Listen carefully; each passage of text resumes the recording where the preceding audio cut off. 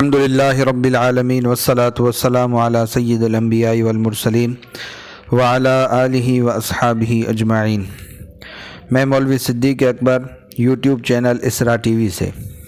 بسم اللہ الرحمن الرحیم۔ جزیرہ مالٹا کا موسم۔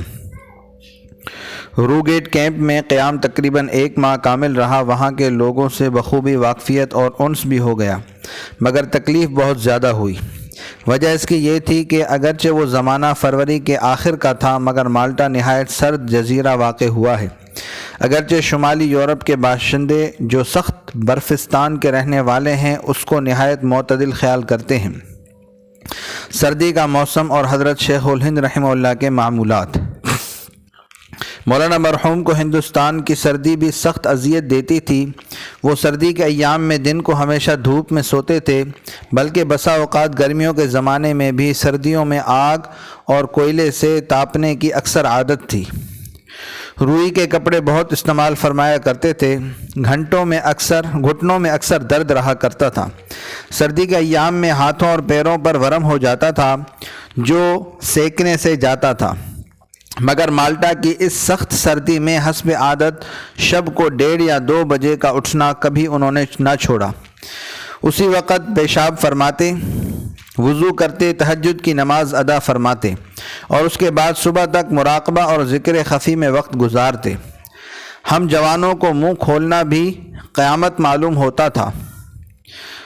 اٹھنا یا نماز پڑھنا یا وضو کرنا تو 1000 قیامت سے بھی زیادہ تھا، مگر ان کی استقامت ان کو اپنے اوقات کی پابندی اور پروردگار کی عبادت پر مجبور کرتی تھی۔ یہی حالت ہمیشہ سفر اور حضر میں مولانا کی رہی۔ پھر اس پر ترا یہ تھا کہ اس طرح اٹھتے تھے اور اس طرح آہستہ آہستہ قدم رکھتے اور دروازہ وغیرہ کھولتے تھے کہ کسی کو خبر نہ ہوتی تھی، نہ نیند میں اصلاً فرق آتا تھا۔ باوجود کہ ہم سب خدام ہی تھے اور سفر و حضر میں ہمراہ اور رفیق تھے، مگر ہم سبوں سے بھی چھپانے کی آخر تک برابر کوشش فرماتے رہے۔ چونکہ پیشاب کا عارضہ تھا، اس لیے عموماً شب میں چند مرتبہ وضو کرنے کی ضرورت پڑتی تھی۔ پانی بھی نہایت سرد ملتا تھا، مگر خدا کے فضل و کرم سے باوجود ان سب امور مخالف طبع کے کوئی تکلیف مولانا کو رد گیٹ کیمپ کے 1 ماہ قیام میں مرض وغیرہ کی نہیں ہوئی۔ ریشمی خطوط کے افشاء، رولٹ مشن کی تشکیل اور اس کے بر صغیر آمد، رولٹ ایکٹ کے نفاذ، اس برطانوی مارشلا کے خلاف احتجاجی تحریک کے دوران جلیاں والا باغ امرتسر اور قصبہ خوانی بازار پشاور کے انسانیت کش واقعات نے پہلی جنگ عظیم کے فاتح برطانیہ کی جابرانہ اور قاہرانہ روش کو عیاں کر دیا تھا۔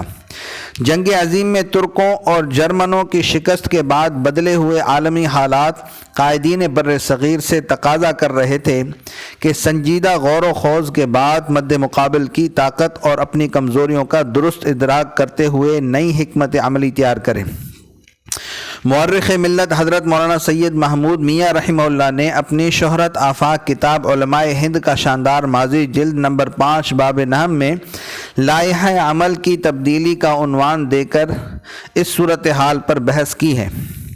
حضرت کی تحریر سے اندازہ ہوتا ہے کہ اس زمانے میں بھی تبدیل شدہ پالیسی کے علی الرغم آوازیں اٹھ رہی تھی۔ حضرت مولانا محمد میاں رحمہ اللہ لکھتے ہیں، ایک عام پروپیگنڈا ہے کہ علماء آیات جہاد کو بھول گئے وغیرہ وغیرہ۔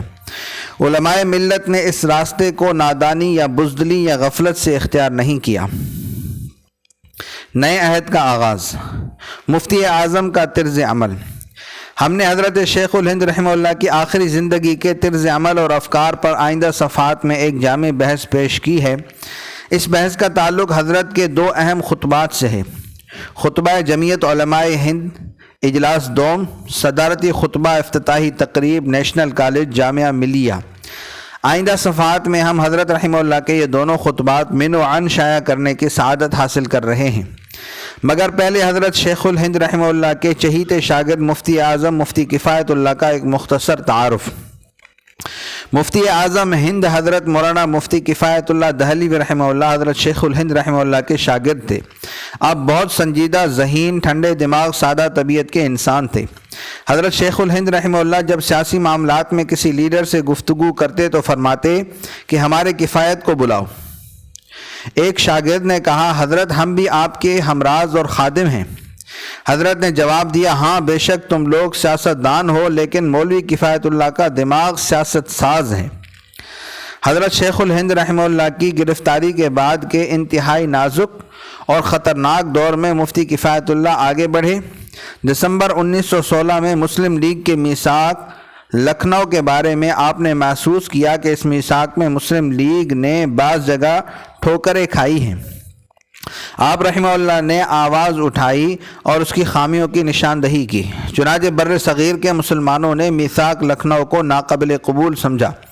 حضرت مفتی صاحب رحمہ اللہ نے برطانوی وزیر ہند کی آمد پر کمال جرأت و بہادری کا مظاہرہ کرتے ہوئے حکومت خود مختاری کے مطالبے پر مشتمل پمفلیٹ شائع کیا۔ یہ حضرت مفتی کفایت اللہ ہی تھے جنہوں نے حضرت شیخ الہند رحمہ اللہ کی گرفتاری کے بعد کے بدلے ہوئے حالات کا مکمل ادراک کرتے ہوئے رائے عامہ کی بیداری کے ذریعے انقلاب کی روح پھونکنے کا نہ صرف عزم کیا بلکہ اس عظیم مقصد سیاسی جد و جہد کے لیے مکمل منصوبہ بندی کرتے ہوئے جمعیت علماء ہند کی تشکیل کا ڈول ڈالا۔ جمعیت علماء کا پہلا اجلاس امرتسر میں ہوا جس میں آپ کو صدر چنا گیا اور جمعیت کے اغراض و مقاصد تیار کیے گئے۔ یہ اغراض و مقاصد مفتی کفایت اللہ رحمہ اللہ، صاحبان الہند مولانا احمد سعید دہلوی رحمہ اللہ نے تیار کیے۔ رولٹ ایکٹ کے خلاف احتجاجی تحریک کے علاوہ تحریک خلافت اور تحریک ترک موالات کے دوران مفتی کفایت اللہ رحمہ اللہ نے گھر بڑے بڑے لیڈروں کے مشاورتی اجلاس ہوئے تھے۔ آپ کے رفقا حکیم اجمل خان، ڈاکٹر انصاری، مولانا محمد علی جوہر کی حتی الامکان کوشش تھی کہ آپ گرفتار نہ ہوں، کیونکہ پس منظر میں آپ پوری جد و جہد کے روح رواں تھے۔ حضرت شیخ الہند رحمہ اللہ کی مالٹا سے واپسی، رہائی اور نئی حکمت عملی۔ جب 15 مارچ 1920 کو 3.5 سال کے بعد حضرت شیخ الہند رحمہ اللہ کی مالٹا جیل سے رہائی کا حکم جاری ہوا اور 28 جون 1920 عیسوی کو آپ ہندوستان پہنچے تو بمبئی کی بندرگاہ پر ہزارہا آزادی کے متوالوں نے آپ کا پرجوش استقبال کیا۔ اس کے بعد خلافت کمیٹی کی جانب سے آپ کی خدمت بابرکت میں سیاس نامہ پیش کیا گیا اور آپ کو شیخ الہند رحمہ اللہ the super leader of India کا خطاب دیا گیا، جو اس میں گرامی کا ایک جز بن گیا۔ ہندوستان واپسی کے وقت اگرچہ آپ کی صحت حد درجے گر چکی تھی، لیکن مشاغل کا انہماک آپ کو چین نہ لینے دیتا تھا۔ جسم و جان کو ہلا دینے والی اذیت ناک قید کے بعد آپ کی سوچ اور جذبہ عمل کیا تھا۔ اس بابت حضرت مولانا حسین احمد مدنی رحمہ اللہ نقش حیات میں تحریر کرتے ہیں، حضرت شیخ الہند رحمہ اللہ اس لمبی مدت کی قید کی مشقتیں برداشت کر کے ہندوستان آئے تو ان کے جذبہ حریت میں کوئی کمزوری یا کمی نہ تھی، بلکہ ہندوستانی مارشل لا رولٹ ایکٹ مجریہ 19 مارچ 1919 کے کالے قانون کے خلاف 13 اپریل 1919 کو جلیاں والا باغ امرتسر میں ایک جلسہ ہوا جس پر انگریز نے گولی چلائی اور 400 کے قریب لوگ شہید ہوئے۔ یہ اور اس جیسے اور واقعات ترکی مملکت کی تقسیم اور معاہدہ میسورے اور ترکوں کے ساتھ انتہائی بے انصافیوں نے اس آگ کو اور بھی بھڑکا دیا۔ بمبئی میں اترتے ہی مولانا شوکت علی مرحوم رحمہ اللہ اور خلافت کمیٹی کے ممبروں وغیرہ سے حضرت شیخ الہند رحمہ اللہ کی ملاقات ہوئی۔ مولانا عبد الباری فرنگی محلی رحمہ اللہ لکھنؤ سے اور مہاتما گاندھی احمد آباد سے حضرت شیخ الہند رحمہ اللہ کے استقبال کے لیے تشریف لائے۔ ان سے نیز دوسرے لیڈروں سے خلوت اور جلوت میں حالات حاضرہ پر باتیں ہوئیں۔ اس موقع پر آپ نے عدم تشدد کا پروگرام ہندوستان کے آزاد کرانے کے لیے ضروری قرار دیا۔